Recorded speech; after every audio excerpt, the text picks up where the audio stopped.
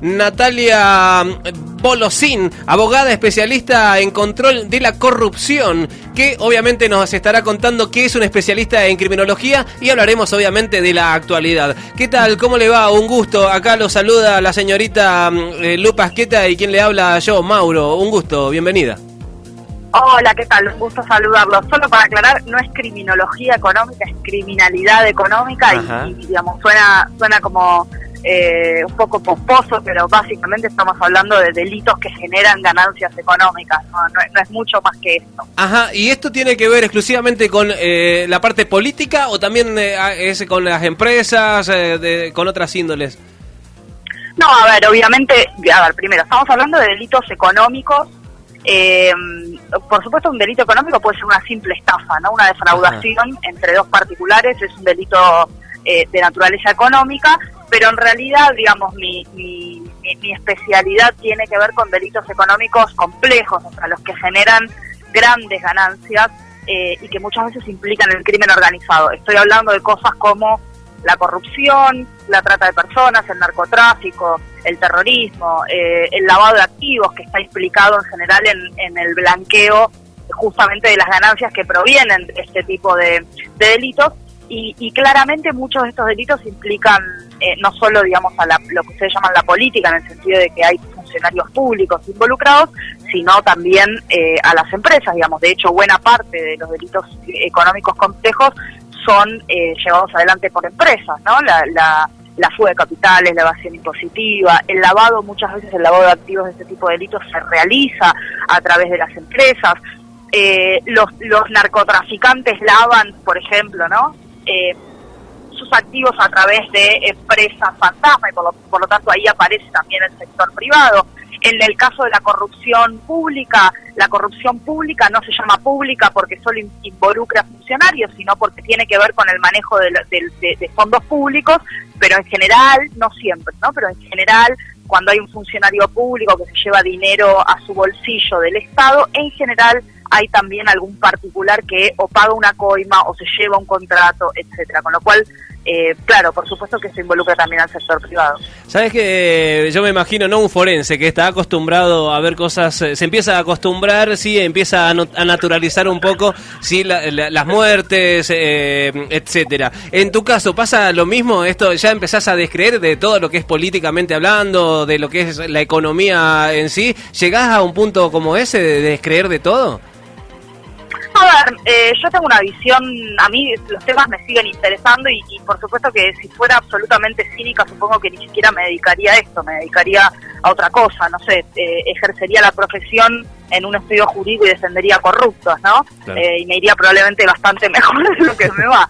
Con lo cual supongo que si me dedico a esto será porque en algún lugar de mí creo que es posible cambiar y de hecho es así, yo soy una persona joven, tengo chicos chiquitos y creo que efectivamente podemos cambiar, pero me parece que para eso es necesario que nos involucremos quienes tenemos la capacidad técnica de involucrarnos en distintos temas. Yo me dedico a eso y habrá gente que se dedica a otros temas que yo no manejo.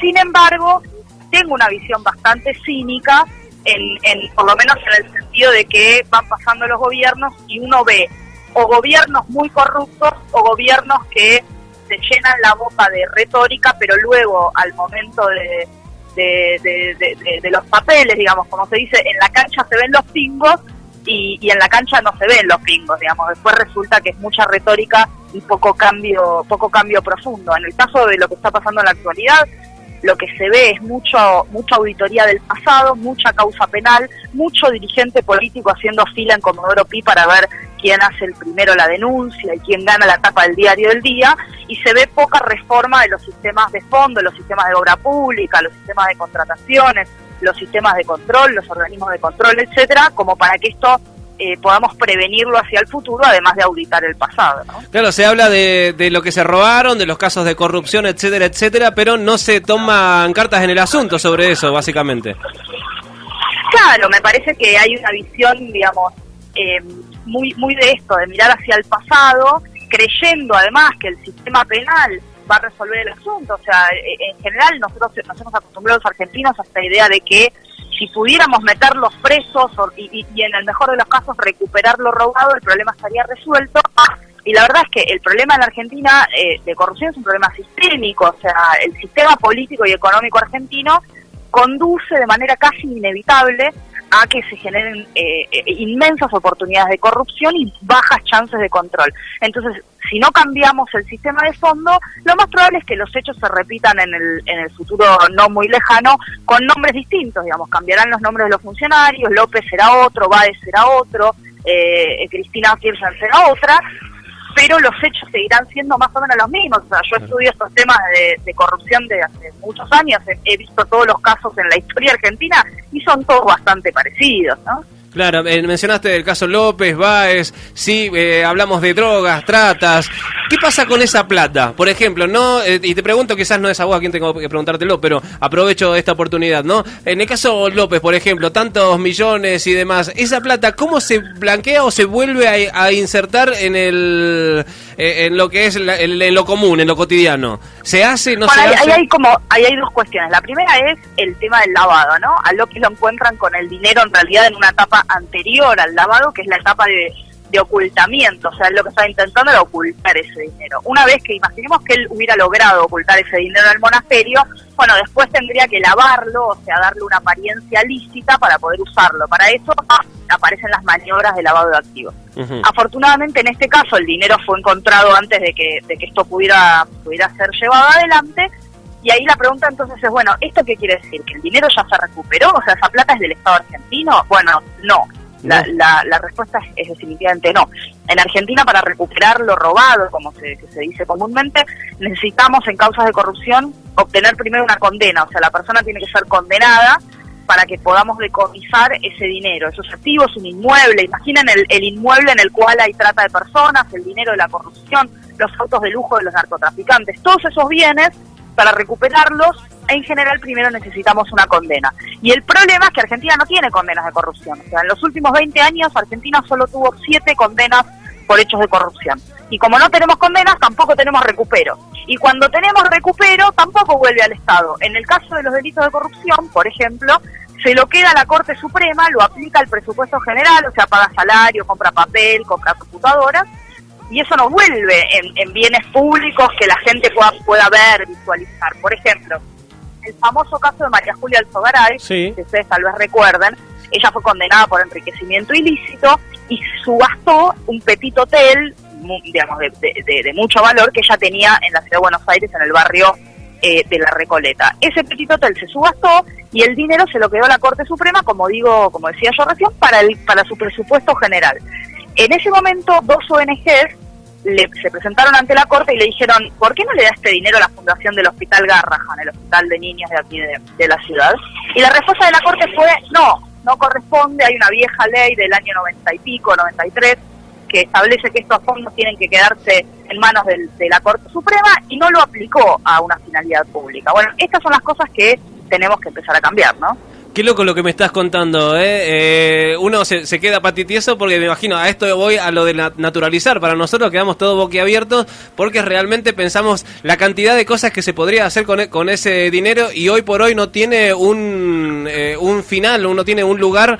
¿De qué manera? Qué loco. Sí, de hecho, a ver, otro dato más. Los autos de lujo que se les secuestran a los narcos en el marco de causas penales también son administrados de manera discrecional por los tribunales. Esos autos en general se ponen a disposición de la Corte Suprema, a pesar de que hay una ley, la ley de estupefacientes, que establece que eso debe ir a programas eso debiera subastarse, venderse, rematarse, y el dinero utilizarse para programas de prevención y de lucha contra el narcotráfico. Bueno, no, los autos se los queda a la Corte cuando son autos que están en buenas condiciones y los entrega de manera discrecional para que los utilicen los jueces federales. Con lo cual, tenemos jueces federales de todo el país que manejan autos de lujo de los narcos. Digamos. Así funciona. O sea, están manejando autos manchados con sangre.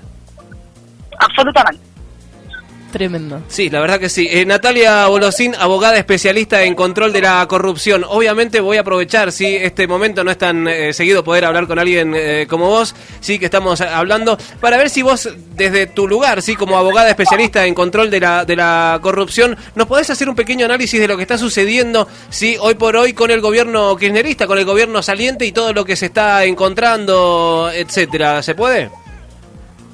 Bueno, a ver, hay muchas cosas para decir, ¿no?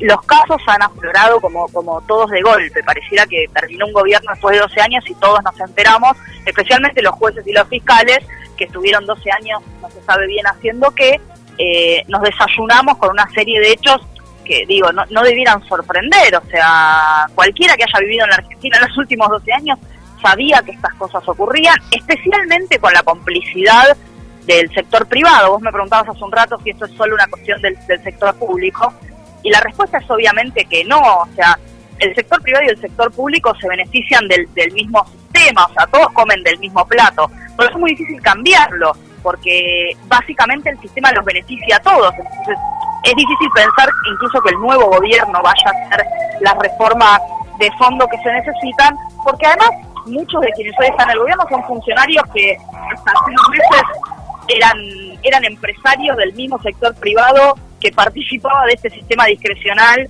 de por ejemplo, en el tema de la obra pública, ¿no? Algunos datos sobre el tema de la obra pública, que es el gran agujero negro de la corrupción en la Argentina. O sea, el área más vulnerable tiene que ver con esto, con el modo en el que el Estado compra bienes, servicios y obras. La mayoría de los hechos de corrupción en la historia de este país tienen que ver con ese sistema. Bueno, algunos datos.